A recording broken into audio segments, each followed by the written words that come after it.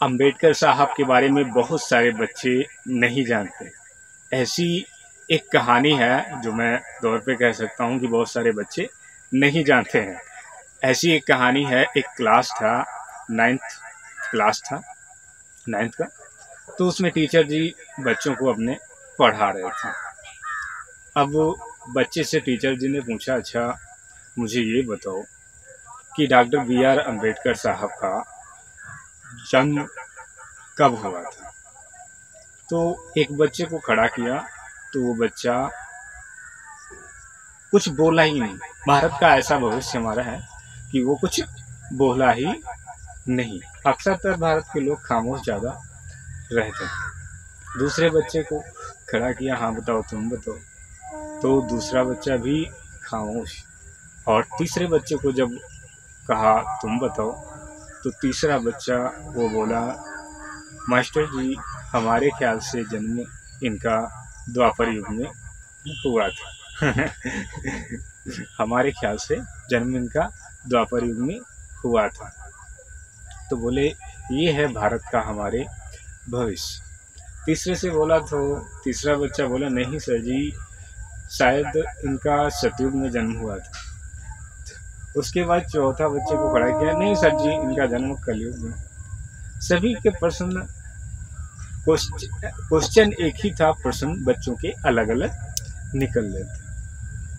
अब बच्चों को टीचर काफ़ी ज़्यादा कहता है, क्या यार बताओ भारत के बच्चों को कैसा पढ़ाया जाता है स्कूलों में कि इनके बारे में इनको तलक नहीं पता। जो भारत के सर्वप्रथम पढ़े लिखे इंसान इतने ज़्यादा, और जिन्होंने भारत के कानून को लिखा, जिनकी गाइडलाइंस हम सभी लोग भारत के फॉलो करते हैं, उनके बारे में भारत का पढ़ने वाला एक बच्चा नहीं जानता है, तो हम सभी के लिए बहुत बड़ी शर्मिंदगी की बात है या नहीं? कमेंट करके बताओ। नायंदर कहानी का शर्मिंदगी की बात है।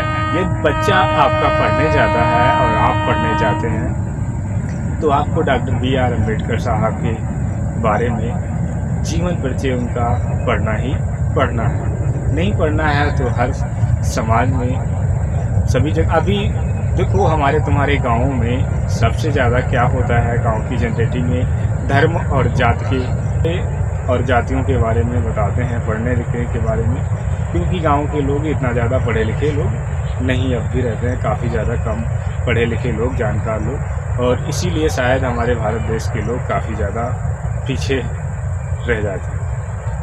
क्योंकि जानना सबसे ज़्यादा इम्पोर्टेंट है। Doctor B R. अम्बेडकर साहब जिन्होंने भारत के कानून को लिखा था, कोई भी इतना ज़्यादा पढ़ा लिखा नहीं था। इनके पिताजी भी काफ़ी ज़्यादा पढ़े लिखे इंसान थे, क्योंकि वो अंग्रेज़ी फ़ौज के सूबेदार थे। और डॉक्टर बी.आर. अम्बेडकर साहब ने तो ऐसा पढ़ के दिखला दिया और कोट पैंट पहन के हम सबको दिखला दिया कि हम सभी यदि कोट पैंट पहन के निकलते हैं तो सभी लोग भारत के क्या होते हैं, सभी लोग साहब जी हमको कहते हैं। सभी लोग क्या कहते हैं? साहब जी हमको कहते हैं। जब डॉक्टर बी.आर. अम्बेडकर साहब की तरह कोट पैंट पहन के हम निकलते हैं तो सभी लोग, हम सबके लोगों को क्या कहते हैं? क्या कहते हैं? साहब जी कहते हैं। बच्चे सभी आपको क्या कहेंगे? पढ़े लिखे लोग आपको क्या कहेंगे? साहब जी आपको कहेंगे जब आप कोट पैंट पहन के आप निकलेंगे। क्योंकि इस भारत देश के अंदर पढ़े लिखे व्यक्ति की पहचान कैसे होती है और कहाँ से होती, तो वो टीचर जी सभी से प्रश्न पूछते हैं। तो एक बच्चा उसमें सही बताता है कि कलयुग में हुआ था। बोले कहाँ, कितने सन में हुआ था? तो वो बताता है 1956 ईस्वी में हुआ था। तो बोले कौन से जात से बिलोंग करते थे?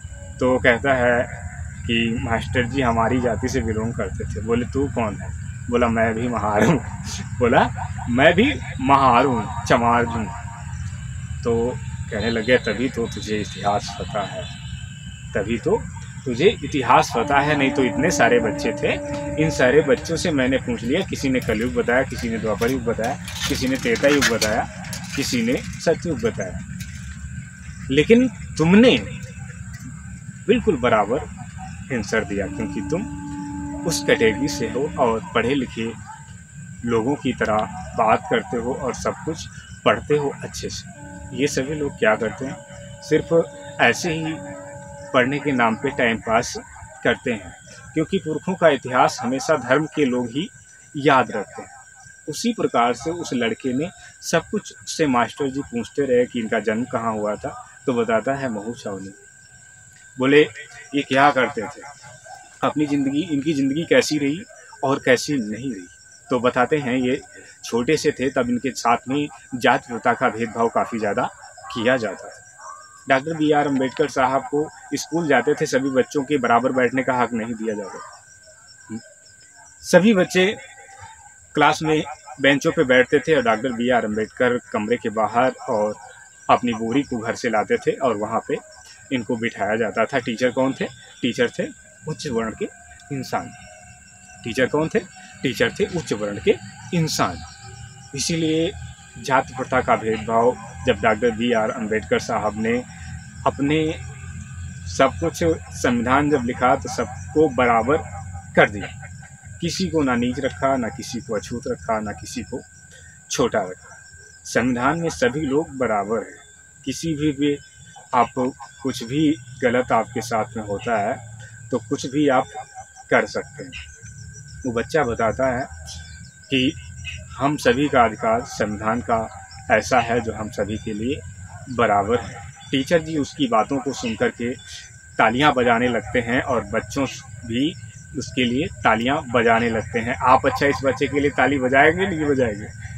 बजा दीजिए, ऐसे बच्चे के लिए ज़रूर बजा दीजिए, क्योंकि जो बच्चा अच्छा होता है और ज्ञानिष्ठ होता है उसके लिए हमेशा स्कूल में उसे इनाम दिया जाता है या तो तालियों से उसे स्वागत किया जाता है। इस बच्चे का तालियों से स्वागत करते हैं और सम्मान काफ़ी ज़्यादा देते हैं और उस बच्चे को टीचर जी पुरस्कार में 200 रुपये देते हैं और उसे कॉपी 10 देते हैं और 10 उसे कलम देते हैं पुरस्कार में कि तुमने इतना अच्छा जवाब दिया।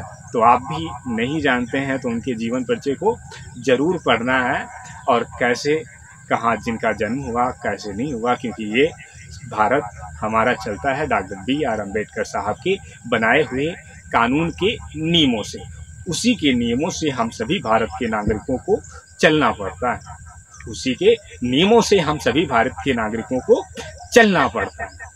ये नहीं चलेंगे तो क्या होगा, क्या होगा, आप जेल के अंदर पहुंच जाएंगे। जो नहीं चलते हैं, केस में फंस जाते हैं, वो सभी लोग जेल के अंदर चले जाते हैं। इसे ही कानून कहते हैं। आप किसी भी जात से बिलोंग करते हैं, कानून में पोस्ट आपकी सभी की बराबर होती है। तो चलिए हम बच्चा वो क्लास में उस बच्चे को शाबाशी सबसे ज़्यादा मिलती है और उसे पुरस्कार भी टीचर साहब देते हैं और तब तक इधर घंटी बज जाती है और छुट्टी हो जाती है। हम आपको फिर से मिलते हैं अपनी नेक्स्ट कहानी के साथ में।